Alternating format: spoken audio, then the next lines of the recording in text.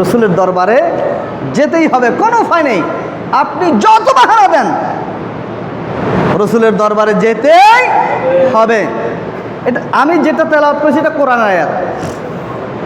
তাহলে আল্লাহ রসুল বলতেছেন এই মদিনা শরীফ এমন একটা জিনিস, আল্লাহ রসুল বলতেছেন মান ইসতাতা ইলাইহি সাবিলা, যার তৌফিক আছে, যার সম্ভব হয়, যার টাকা আছে, যার পয়সা আছে, ফালইয়ামুত ফিল মদিনা, তুমি মদিনায় এসে মারা যাও। সুবহানাল্লাহ বলেন না। মদিনায় মারা গেলে তোমার লাভ কি? লাভ হচ্ছে ঈমান নিয়ে যদি কেহ মদিনায় মারা যায় তাহলে সেই ব্যক্তি নিশ্চিত জান্নাতে। সুবহানাল্লাহ বলেন না। সুতরাং আপনি যতই বাধা দেন মদিনা শরীফ যাওয়ার, আশেককে কখনো বিরত রাখতে পারবেন না।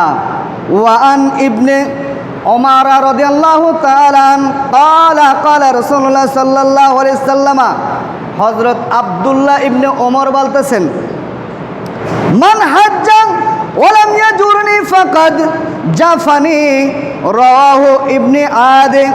আল্লাহ রাসূল বলতেছেন যে ব্যক্তি হজ করলো, কি করলো? জোরে বলেন, কি করলো? হজ করলো। ওয়ালাম ইয়াজুরুনি, সে আমার জিয়ারত করলো না, আমার রওজায় আসলো না। আল্লাহ রাসূল বলতেছেন ফাকাদ জাফানি, সেই ব্যক্তি যেন আমি রসুলের সাথে অসৌজন্যমূলক আচরণ করলো। এখন আপনি ভালো কাজে গিয়েছেন, আমার রসুলের সাথে বেয়াদবি করে আপনি যদি চলে আসেন, আপনার হজ কবুল হওয়ার সম্ভব, জোরে বলেন, সম্ভব নয়। এই জন্য আপনাকে অবশ্যই এত টাকা খরচ করে, 7 লক্ষ টাকা খরচ করে আপনি হজ করতে যাবেন, মদিনায় যাবেন না।